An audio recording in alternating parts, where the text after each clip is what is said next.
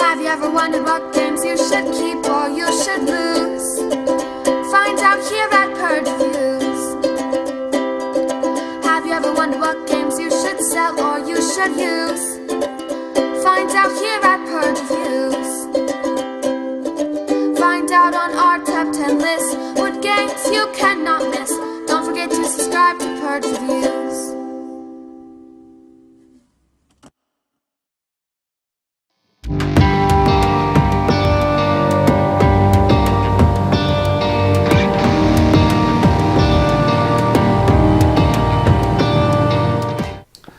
Deception, Murder in Hong Kong.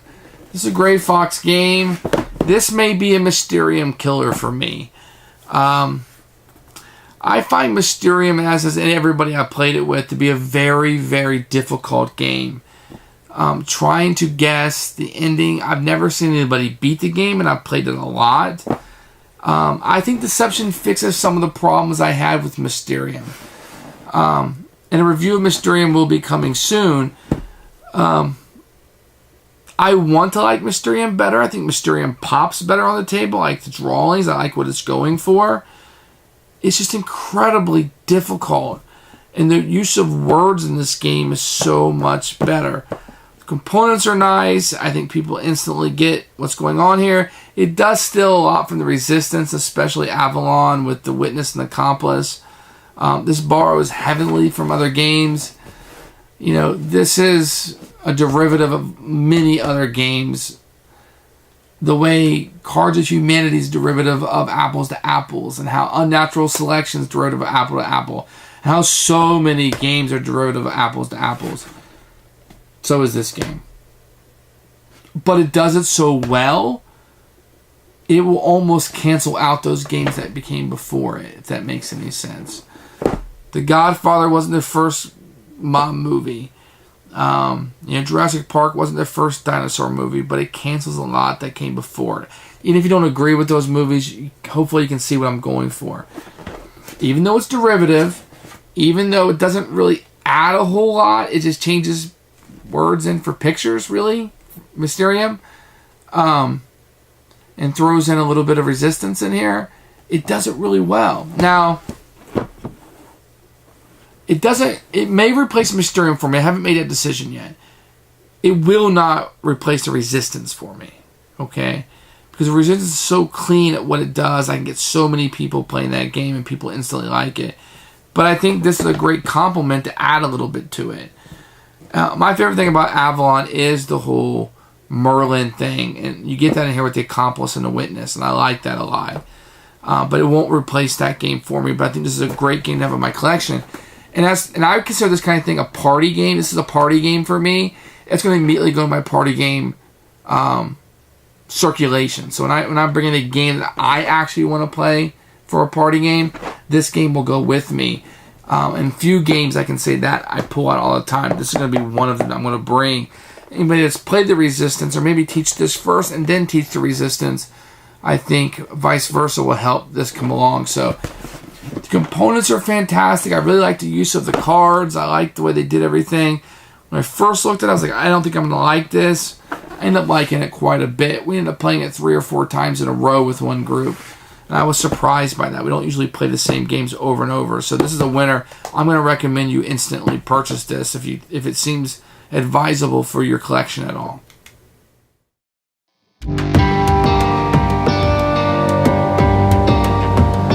The components for Deception, Murder in Hong Kong, which for all intents and purposes has a fantastic artwork. It's very X-Files-esque to me.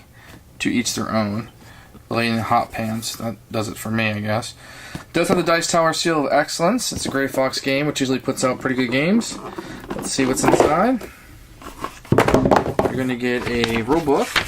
It's really just no pages. This is what the front of it looks like. I've been playing it, so it's a little inside out. A really good container inside. It's ready for some expansions. You're going to get a number of very thick cardboard tiles. This is what you'll be using to play the game and make your selections. You're going to get more of these, and then what you're going to have here is for a variant that you can use. It comes in the box for events. And you'll do one of these per round to kind of change things up a little bit. You're going to get a number of roll cards. So think of resistance, something like that. So you have the forensic scientist. And these are all pretty good. They're not shuffled all that often. They all have question marks on the back. So you'll get out whatever the setup is, and you'll shuffle these in. So you get the forensic scientist, the investigator, which you're going to see mostly in here. You're going to have the witness, the murderer, the accomplice, and more investigators. And these are fairly good quality. I'm happy with everything here. And then you're going to get a number of these badges. They're very thick cardboard. And you get one guess per game. That's what these will be used for. You get a number of what we call blue cards, which are ways you could have killed. You get a whole bunch of these. There's a whole bunch of different ways this thing could be killed. And always more of these is good, I suppose. And then you're going to get... And there's more of these in here. These are the other set, what we like to call the red ones. Leaf, lunch bag, light bulb, cigarette ash. The artwork is good on these. It tells you in very big letters what it is. It's also in other languages. And these are the little small cards, like FFG cards. I guess how we commonly know them. And they'll have the red, the blue back on them. And then the other ones will have the red back. And everything's going to fit in really nicely here. And it's all set up for expansions, I suppose, if they come out. And that's the components for Deception. Very good quality. Very happy. These are very thick. Very good. These are different color, the variant ones. Very nice.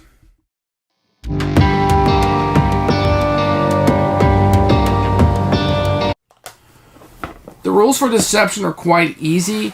I read them in about 5 to 7 minutes. If you've played the Resistance or you've played Mysterium at all, this game's going to come even easier to you. They're very derivative of that. With that said, there's a couple nuances in this game. My best advice is to lay the bits out and play with it, and you'll have it done in a minute or two. So the rules are very good. Gray Fox did a good job on these rules, unlike Champions of Midgard, but they did a good job here.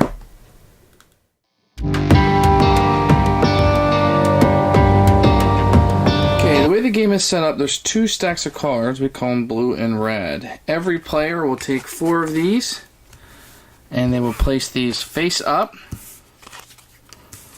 So every player will have these in front of them, and then you'll have 4 of these.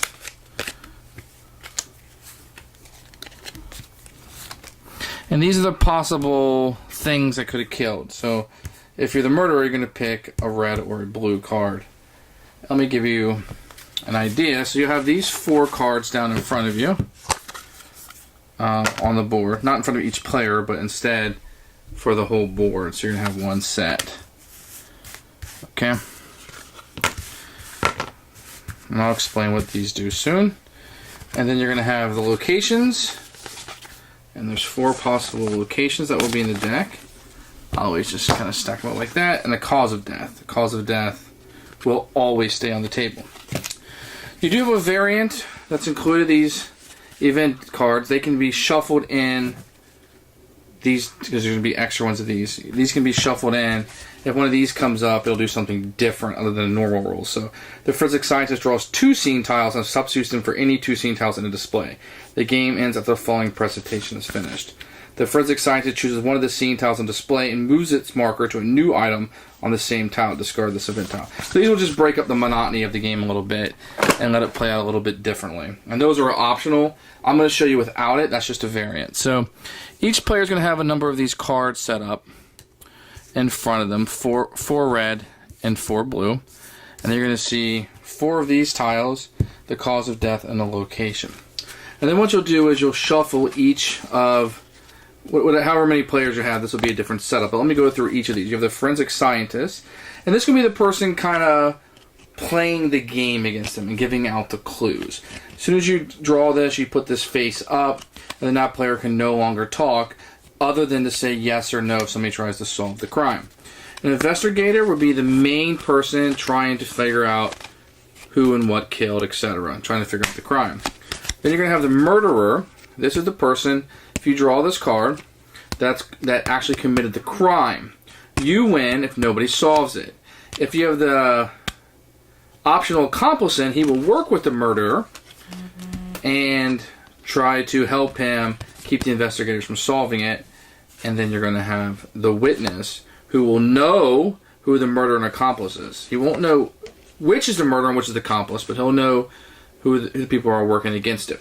So the way this works is, if the investigators solve the crime, the investigators, the witness, and the forensic scientist all win. If they do not solve the crime, the murderer and accomplice win the game. Now, if you're playing with the witness and they solve the crime, the murderer and accomplice can then guess who the witness is. If they guess correctly, the witness dies and cannot testify in court, so they actually get away with it. And that's how that works. Let me go over that one more time. Solve the mystery, or solve the crime, these guys win. Do not solve the crime, these guys win. But if you solve the crime, and these guys can guess who the witness is, they get away with the murder. That's how you go. Now, the way the game is going to set up, everybody's going to close their eyes at the beginning, and the murderer and the accomplice, if there is one, the accomplice and the witness are optional, will open their eyes, look at each other, know who each other are, and the murderer will pick 2 cards. Just tap them or move them slightly, whatever. So the forensic scientist, the murderer, and the accomplice know which cards. So in this case, let's say you pick this 2. The key and the lighter was how they committed the crime. Okay?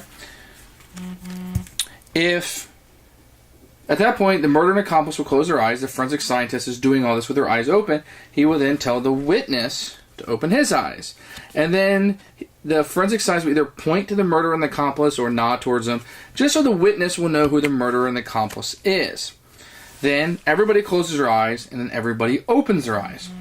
And then the forensic scientist will take these wonderful bullets and place them one by one on these tiles. So we know in our scenario it is the key and the lighter. So for the victims, you can pick any one of these. He could do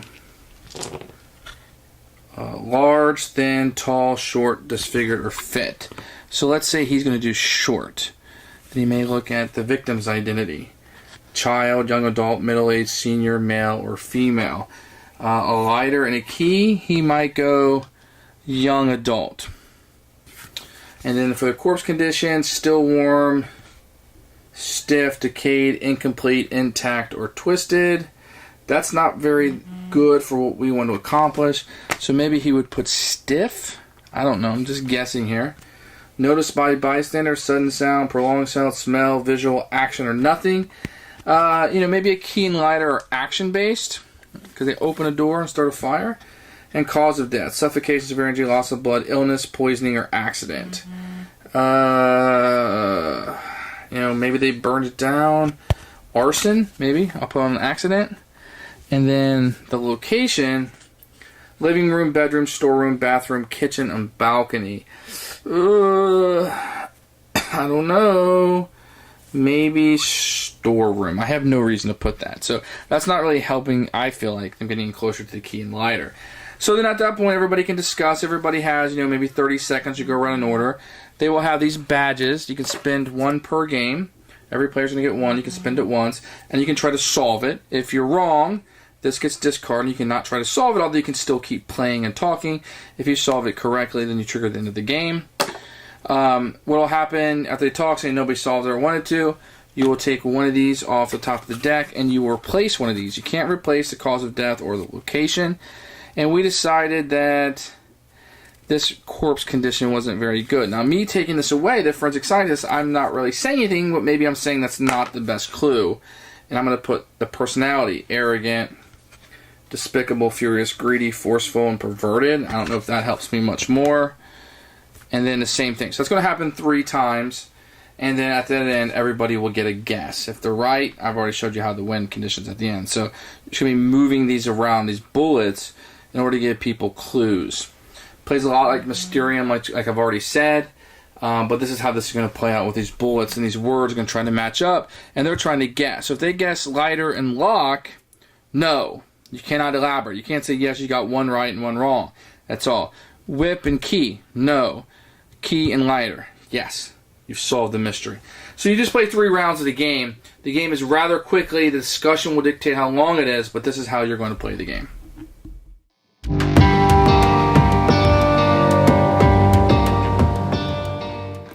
Who should buy this game? Okay, hear me clearly. Any gamer who gets stuck playing party games, buy this game and take this next time you have to play party games. I think people will really like this, even non-gamers. This is instantly going in my circulation when I have to take party games somewhere or need, it's placed 4 to 12. I have a whole bunch of people and we can play this game. I think families will enjoy this game. You need a little bit of older children to play. You're going to be playing this with a 7-year-old, but I think as they get older and teenagers, it's a really cool game to kind of play together. You can bring a couple families together and play this game. This is a fun game. I'm going to tell you to instantly buy this game.